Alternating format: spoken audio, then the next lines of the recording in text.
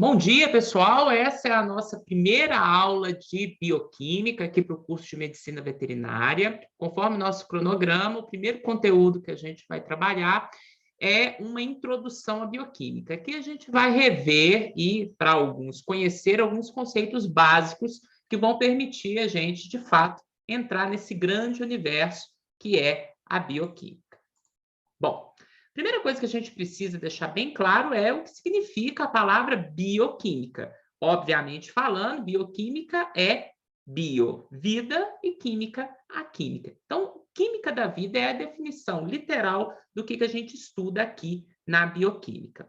A bioquímica, portanto, ela tenta encontrar explicações em termos moleculares para as estruturas que formam os seres vivos, os mecanismos que ocorrem nos seres vivos e os principais processos químicos que ocorrem nesses seres vivos. E, portanto, a bioquímica tenta encontrar os princípios da organização geral desses seres vivos e algum nível de lógica molecular da vida. Então, a gente nunca pode esquecer que a bioquímica é uma das áreas mais importantes das ciências biológicas e, por isso, ela trabalha uma série de conceitos fundamentais que vão ir junto de vocês ao longo de todo o curso de graduação e, obviamente, na atuação prática, principalmente na parte clínica, né, para os futuros médicos veterinários. E aí, a pergunta que eu faço é: se bioquímica é a química da vida,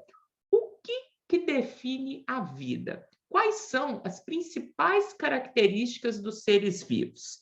Então, eu tenho alguns alunos que estão assistindo aqui online, eu queria que vocês respondessem. Quais são as principais características que definem a vida conforme a gente conhece no planeta Terra? Célula. Os organismos são formados por uma unidade fundamental, que é conhecida como célula, ok? Capacidade de se multiplicar, de se reproduzir. A capacidade de reprodução é uma das grandes características da vida, concordo. Evolução. A capacidade de alterar, né, ao longo de várias gerações, através da evolução, concordo. Metabolismo? A ocorrência de uma série de reações químicas dentro desse organismo que define e diferencia ele de outros seres não vivos, concordo.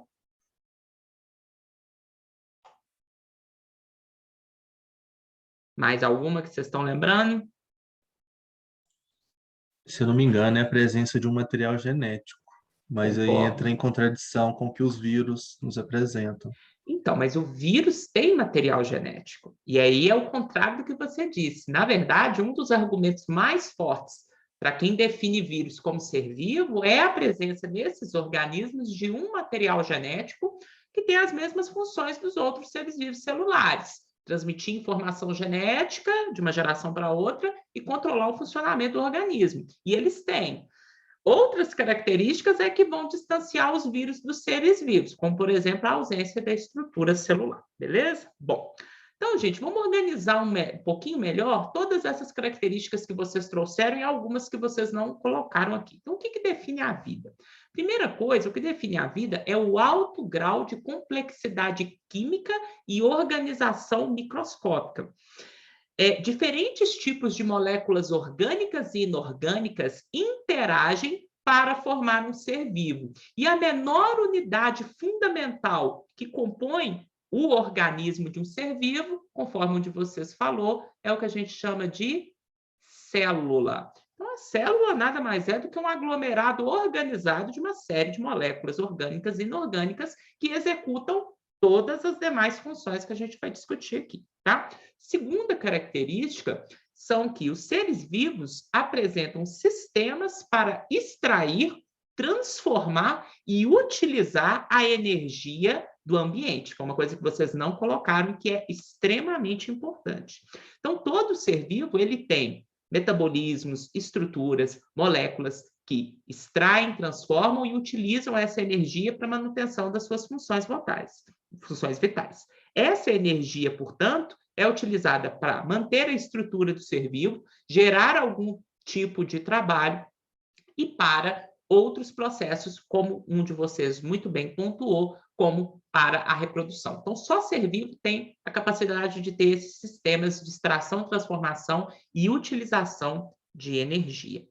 Terceira característica é que todos os seres vivos têm funções definidas para cada um dos seus componentes e interações reguladas entre esses componentes, que é o que a gente de fato conhece como o metabolismo. Então, o metabolismo é um conjunto de reações com várias enzimas, várias moléculas e que é finamente regulado, que tem como produto final, ou melhor dizendo, como objetivo final desse metabolismo, a reprodução do ser vivo e a autopreservação desse organismo, ou seja, a manutenção da sua vida, do seu equilíbrio interno, que é o que a gente chama de homeostase. Ok? Bom, quarta característica é que todo ser vivo tem mecanismos para sentir e responder às alterações do ambiente em que ele está inserido. E graças a esses mecanismos de sensibilidade e resposta, é que os seres vivos são únicos em conseguir ajustes finos para conseguir sobreviver às alterações do ambiente, que é o que a gente chama de adaptação. Como o Nathan disse, a gente tem uma característica fundamental aos seres vivos, que é a capacidade de reprodução, que é nada mais, nada menos do que a capacidade de se autorreplicar e automontar outro ser vivo com extrema precisão.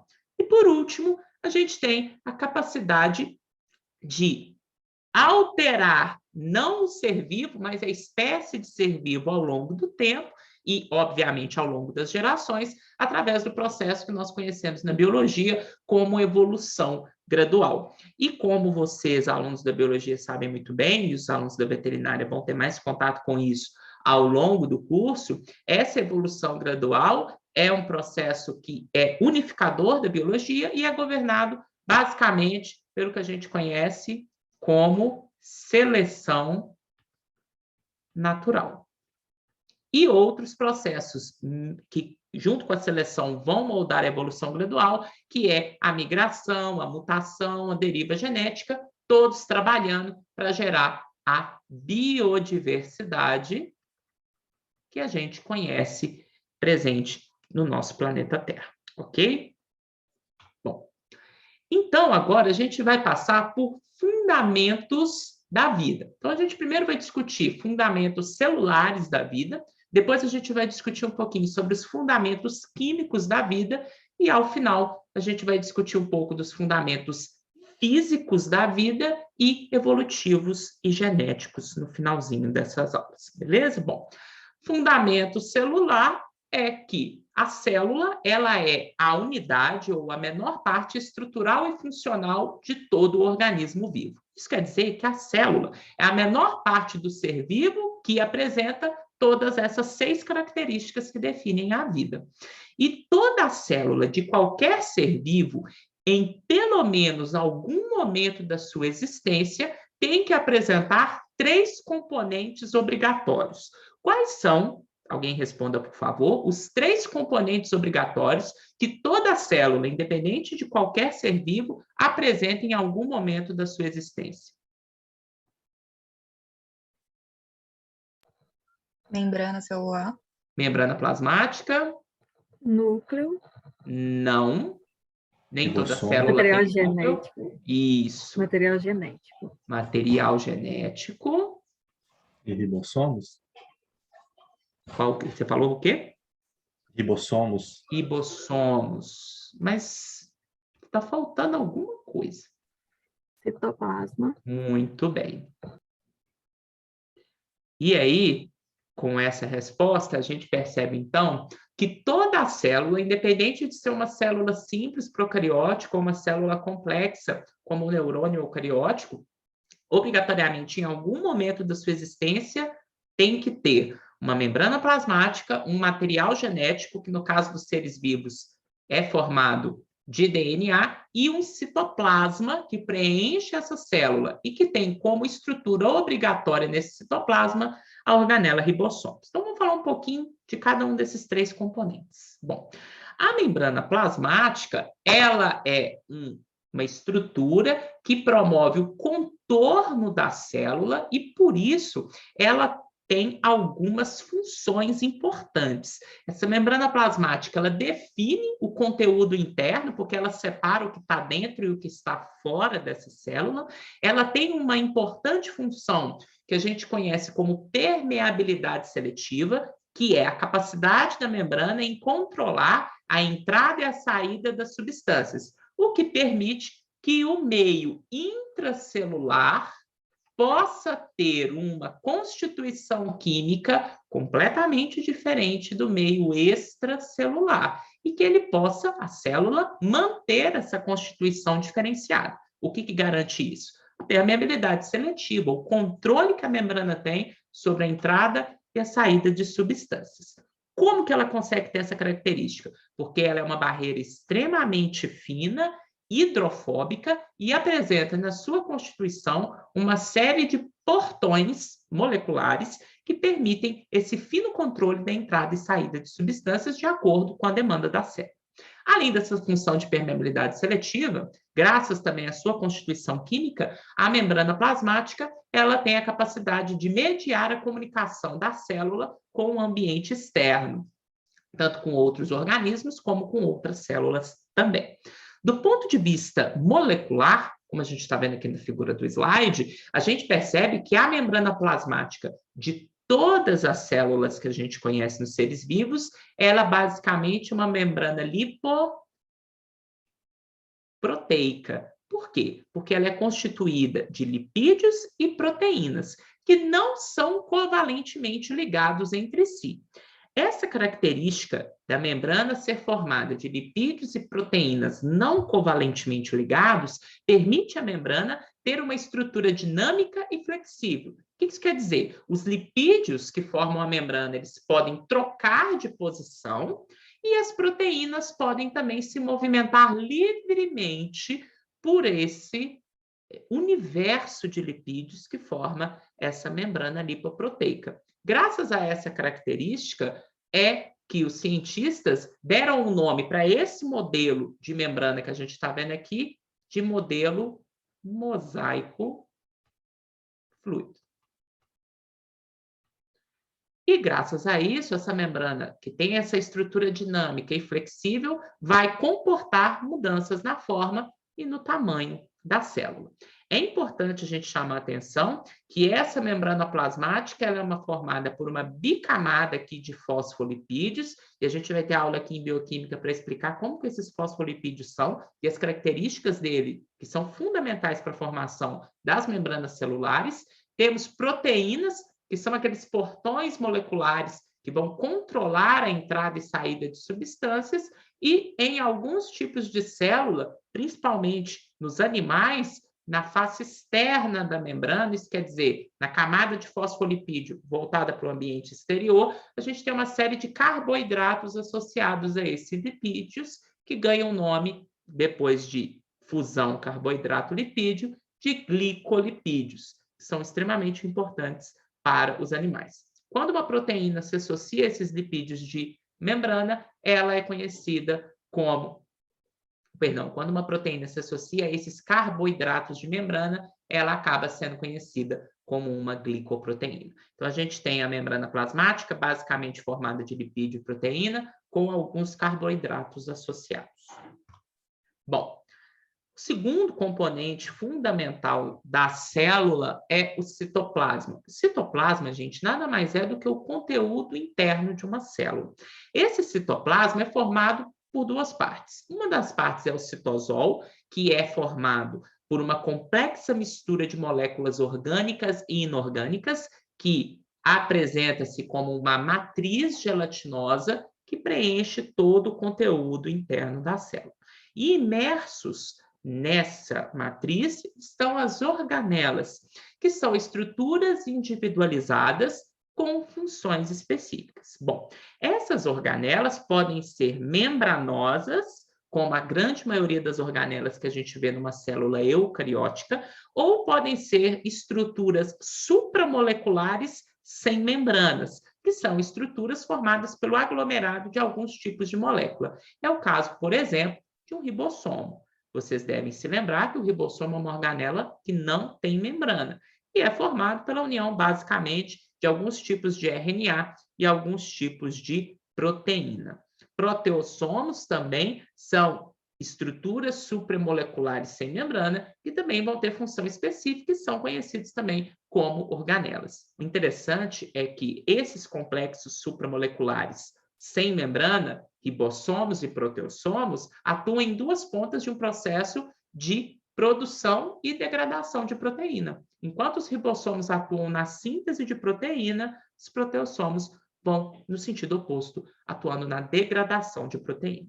Nesse slide, a gente tem aqui duas células, à esquerda uma célula bacteriana procariótica e à direita uma célula eucariótica animal. Vejam que uma das grandes diferenças entre esses dois tipos de célula está no seu citoplasma.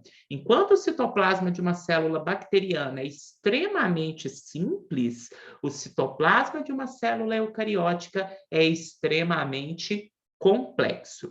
E, apesar de não estar aqui em escala, mas nós também percebemos uma diferença de tamanho. Enquanto uma célula bacteriana tem média de tamanho aí, girando na casa de 1 micrômetro, as células eucarióticas podem ser de 10 até 50 vezes maiores, atingindo médias de tamanho de 50 micrômetros. Então, a proporção, a diferença de tamanho também entre esses dois tipos de célula é gritante. E também podemos dizer que uma outra região da célula muito importante é o que a gente chama de nucleoide. O que é o nucleoide? É o local onde o genoma está concentrado e armazenado. Genoma, gente, nada mais é do que o conjunto completo dos genes que estão presentes na molécula ou nas moléculas de DNA daquele organismo. Então, falando de uma maneira mais simples, o nucleóide é o local onde está o material genético. Só que esse material genético não está sozinho. Ele sempre está associado a algum tipo ou vários tipos de proteínas. E o nucleóide, então, é onde esse material genético e as proteínas a ele associadas estão armazenados. A gente percebe que entre a célula procariótica e eucariótica, a gente tem uma diferença no nucleóide. No caso dos procariotos, que são as eubactérias e as arqueobactérias, como a gente está vendo nessa figura, o nucleóide não está separado do citoplasma por uma membrana. Isto é, o nucleóide ele está disperso no citoplasma, concentrado numa região mais central da célula, mas sem uma separação física deste citoplasma. Quando a gente vai para uma célula eucariótica, pode ser animal ou vegetal, a gente percebe que o nucleóide, como a gente está vendo aqui, ó, ele está individualizado do citoplasma por um tipo de membrana, uma membrana lipoproteica, igual à membrana plasmática. Só que essa membrana, ela ganha o nome de carioteca ou membrana nuclear. Nesse caso, o que a gente tem? A gente tem uma organela individualizada que armazena o nucleóide. Essa organela é conhecida como núcleo. E é aí que a gente vê que alguns tipos celulares têm núcleo, porque tem carioteca individualizando o nucleóide do citoplasma. Outros tipos celulares não têm. Então, o que toda célula tem é o nucleóide, é o material genético. O núcleo é exclusivo das células eucarióticas. Até agora, tá tranquilo? Tem alguma pergunta ou dúvida? Tranquilo. Tá? Bom, como a gente viu no slide anterior, a gente tem uma diferença de tamanho entre as células. A gente percebe que as células procarióticas, em média, têm 1 a 2 micrômetros aí de tamanho, enquanto os eucariontes, né, têm células variando de 5 a 100 micrômetros. E eu pergunto para vocês já pararam para pensar o que define o limite inferior, ou seja, o menor tamanho que uma célula pode apresentar? E o que define o limite superior, ou seja, o maior tamanho que uma célula pode apresentar? O que será que define o menor e o maior tamanho de uma célula?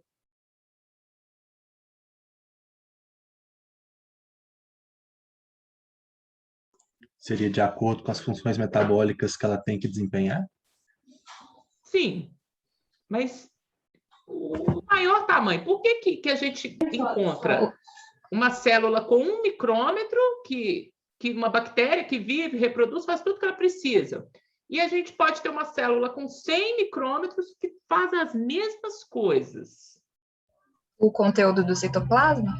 Então tem a ver um pouquinho com essas biomoléculas suficientes para manter a vida, vamos dizer assim. E qual que é o maior tamanho? Por que a gente não encontra uma célula com 1 centímetro, por exemplo? Que seriam Porque 10 mil micrômetros. Ele ia precisar de muito subsídio para poder conseguir sobreviver, ele ia precisar de muita coisa, muitas organelas, muita matéria-prima para conseguir sobreviver. E isso não é bom para ela. Tá, mas se a gente pensar num tecido, o tecido, eu tenho uma área de tecido do tamanho de 1 centímetro, por exemplo, na nossa pele. Vamos pensar assim. Se você pega 1 centímetro na pele, ele tem centenas de células, milhares. Eu poderia substituir milhares de células por uma célula grandona. No frigir dos ovos vai dar o mesmo efeito. Mas a célula tem algo que impede que elas sejam muito grandes. É isso que eu estou perguntando. Qual que é o limite superior de uma célula? Poderia ter a ver com a obtenção de energia do meio externo? Não com a obtenção de energia, mas com outro processo fisiológico extremamente importante. Vamos pensar aqui um pouquinho. O que define o limite inferior da célula? Acho que vocês vão entender esse mais facilmente. O que define o limite inferior de uma célula é o número mínimo de biomoléculas compatíveis com o estado da vida. Então, o tamanho menor que uma célula assume é o conjunto mínimo ali de biomoléculas, de estruturas, de agregados moleculares que vão dar conta de realizar o metabolismo para obter energia, reproduzir e, obviamente, perpetuar aquela espécie, que é, vamos dizer assim, o grande objetivo de um ser vivo e o grande objetivo de uma célula. Por outro lado, as células não podem ser muito grandes, porque tem algo que limita o tamanho superior de uma célula, que é o quê? É a taxa de difusão dos solutos dentro de uma célula deve ser compatível com a manutenção da vida e a velocidade das reações. O que eu quero dizer, gente? Se uma célula é muito grande e ela está captando um aminoácido numa região, por exemplo, se ela for muito grande e esse aminoácido não se difundir suficientemente rápido até chegar lá onde está ocorrendo o processo metabólico, essa célula não vai ter uma vida compatível com o tempo que ela precisa reproduzir, com o tempo que ela precisa montar uma proteína. Em miúdos, gente, a célula tem um tamanho limitado porque existe uma velocidade de difusão de solutos, de nutrientes, de monômeros dentro dessa célula que é compatível com a manutenção da vida dela e com a velocidade das reações. Entretanto, como eu mostrei para vocês, as células eucarióticas, e como está aqui no slide, são muito maiores que as procarióticas. Algumas chegam a ser 100 vezes maiores. E esse tamanho não é compatível com taxas de difusão e distribuição de nutrientes, de solutos para a manutenção da vida eucariótica. O que eu quero dizer? Se a célula eucariótica fosse igual à procariótica, ela não conseguiria ter um tamanho 100 vezes maior. Qual que é a estratégia evolutiva que acabou acontecendo nos eucariotos para resolver esse problema de distribuição de nutrientes, de distribuição de moléculas, resolver essa taxa de difusão de solutos dentro do citoplasma? O que vocês acham que aconteceu para resolver esse problema? O surgimento de um mecanismo de entrega? Melhora. Organelas. Tá indo, tá indo. Que tipo de organela?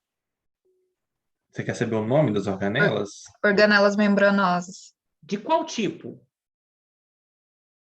Pensa, vocês estão indo no caminho certo. Pensa, qual que é o tipo de organela que vai resolver essa coisa de distribuição, que vai facilitar a difusão de um soluto? São organelas que fazem o quê?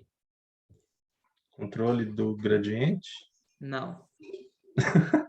São organelas membranosas. Pensa, gente, uma grande São capazes cidade. de empacotar e entregar Então, que tipo de organela faz nutrientes. isso? Complexo de Golgi? É uma. Quem mais está ali também fazendo distribuição de coisa? Retículo?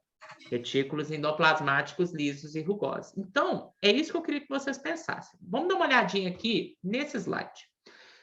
Quando a gente olha um cubozinho bem pequenininho como esse, que seria uma célula procariótica aqui para nós, a área dela é pequena, o volume dela é pequeno e, portanto, quando a gente faz a relação área-volume, ela tem uma relação área-volume muito alta, porque ela tem muita área e ela é pequenininha. Isso permite, essa relação área e volume grande, que a velocidade de difusão de solutos dentro de uma célula pequenininha seja muito alta. É o que acontece em células procarióticas, lá com 1 ou 2 micrômetros. Quando a gente vai para uma célula tromboliana enorme, como uma eucariótica, a gente tem um aumento muito grande do volume. Claro que a gente tem um aumento da área de superfície, mas esse aumento da área de superfície não é tão proeminente em relação ao grande aumento de volume que tem quando você vai para uma célula maior. Portanto, quando você faz a relação área-volume em uma célula grandona, essa relação é pequena, olha para cá, 1,2. Uma relação área e volume muito baixa vai fazer com que a velocidade de difusão de solutos seja muito lenta. É aquela história. Um soluto que entra nesse lado aqui vai levar uma eternidade para chegar desse lado de cá. Como que as células eucarióticas, portanto, resolveram esse grande entrave para a manutenção de um tamanho muito grande? As células eucarióticas maiores resolveram o problema da baixa relação área-volume através de invaginações da membrana, ou seja, com o desenvolvimento de organelas que vão aumentar a relação área-volume celular. Então, é o que a gente está vendo nesse cubo. É como se a membrana invaginasse, fosse aumentando muito as áreas de superfície, porque a membrana está entrando para dentro, formando aquele monte de canal, que é retículo endoplasmático liso, retículo endoplasmático rugoso. Isso vai fazer, então, com que a gente tenha uma área muito maior de contato, porque a gente vai somar toda a área de membrana, interna e externa. O volume continua o mesmo, mas olha o que acontece com a relação área-volume, ela aumenta. E dessa forma, a gente consegue ter velocidades de difusão nessa célula grandona, cheia de organela membranosa, tão grandes quanto as velocidades de difusão que a gente tinha lá na célula procariótica pequenininha. E é por esse motivo que as células eucarióticas modernas, conforme a gente conhece, elas desenvolveram grandes sistemas membranosos intracelulares para aumentar essa área de superfície, aumentando as taxas de difusão de solutos e permitindo com que ela tenha velocidade de transporte interno muito alta, compatível com a velocidade de distribuição de nutrientes necessárias para a manutenção da vida. E foi aí que surgiu a organela, as células eucarióticas, com esses sistemas de endomembranas, como retículo endoplasmático liso, rugoso e todos os outros que vocês citaram, como complexo de Golgi, os sistemas de vesículas de transporte, enfim, tudo isso veio para resolver um problema de taxa de difusão e distribuição de solutos. Ok? Deu para entender o raciocínio? Sim.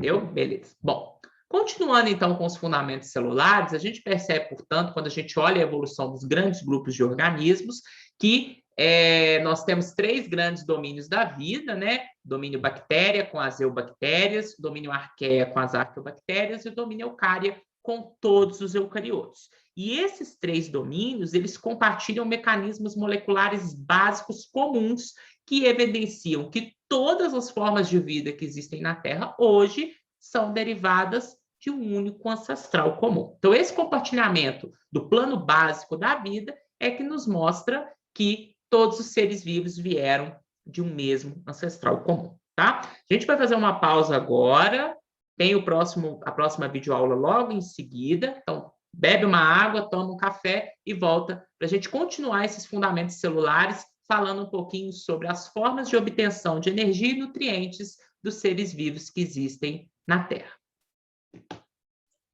Ok.